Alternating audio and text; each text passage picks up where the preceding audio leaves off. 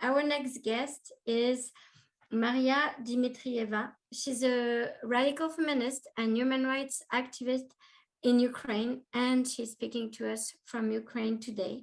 She's been advocating against surrogacy for the last 4 years following the scandal of the COVID and now with the war in Ukraine. So with no further ado, Maria, we can listen to you.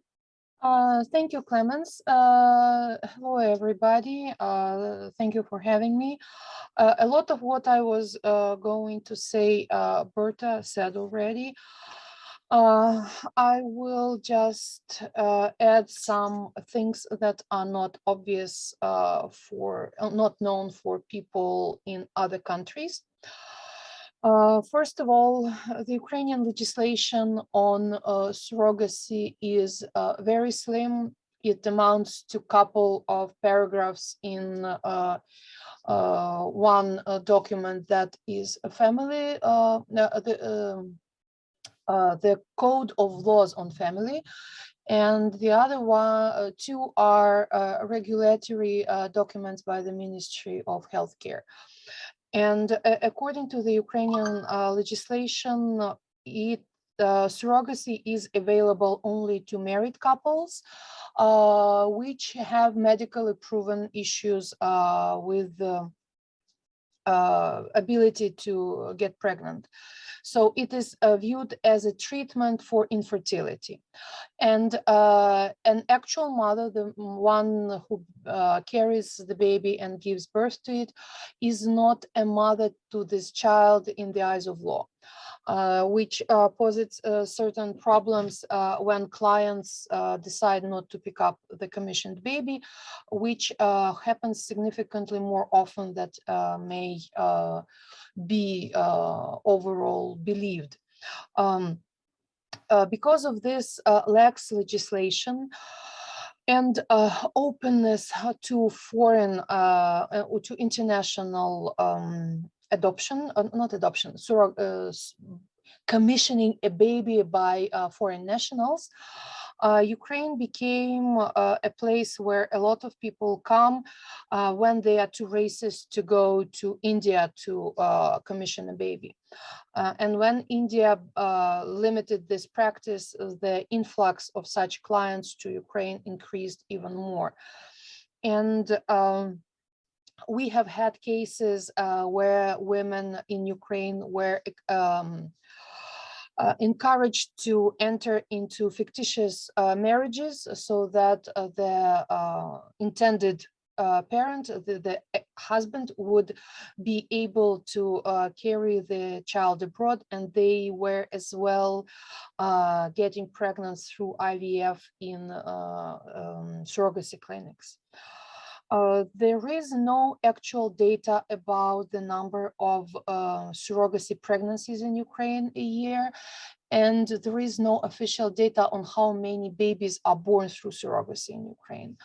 The activists collected the data on the number of such clinics and estimated that the number of babies produced by such clinics a year before the escalation of war was about 3,000. So 3,000 babies a year have been produced in Ukraine, and up to 95% were commissioned by foreigners. So it is not a practice encouraged or practiced by Ukrainian families.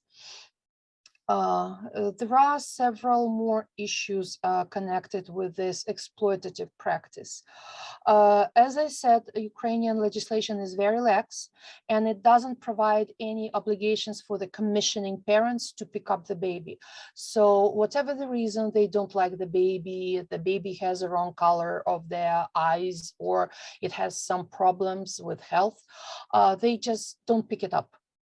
And they can commission as many babies as they can afford. There are no limitations on that. And there have been several cases where one couple would commission up to 12 babies, and there was an attempt to smuggle them out of the country. The babies were rescued, but the couple didn't face any prosecution because they were not Ukrainian citizens. Because those commissioning parents don't carry any responsibility, if there is no official document proving this child's nationality, they may not be given up for adoption, either in Ukraine or abroad. And just before the COVID lockdown began in Ukraine, I participated in an event. It was a closed door event by our governmental high commissioner on gender equality. The event was dedicated to surrogacy and its implications for Ukrainian women. And a representative of the Ukrainian National Police from the department that combats trafficking said that in Ukrainian orphanages for the babies in the recent years, more than half babies that end up there come from surrogacy pregnancies. And most of them end up there because they have significant health issues that the clients don't want to bother with. So we have a situation where the clients don't pay taxes in Ukraine. The clinics pay very limited taxes. The women who carry the surrogacy don't pay any taxes. It is all paid under the table. But the burden of caring of babies with significant health issues falls on the shoulders of regular taxpayers in Ukraine. So it is, those babies would not have been born if the commissioning parents just gave it a little thought and decided not to exploit a woman. And they have been the surrogacy clinics and clinics that collect ova, the eggs from women. They target the low income bracket and IDPs. They specifically target these groups through Viber groups, through forums, through online platforms where young mothers sell things that their babies have grown up out. They also place their advertisement in public transportation, in subways, in suburban trains, in local buses, the transportation system that is used by people who don't have much money. And we are now seeing, with the escalation of the conflict of Russia running a full-scale invasion of Ukraine, we see now a growing number of advertisements of surrogacy clinics in Ukraine and targeting Ukrainian women abroad, encouraging them to get into surrogacy business, to bring happiness to other people. They never mention anything about the health consequences. They never mention that now it is almost 5 times cheaper than it was 10 years ago. If you calculate a monthly income of the woman doing surrogacy, based on what she is paid if the baby is taken, is delivered, is alive and taken by the commissioning parents, it amounts to something about $500 a month. So it is not the money that is worth risking your life over. But for a lot of women, even this opportunity seems better than the options that they have available to them. And with this invasion in full scale, it was yesterday reported that more than 3 million people left Ukraine as refugees, and about as many are now internally displaced. We may reasonably expect that the surrogacy clinics are going to target these groups.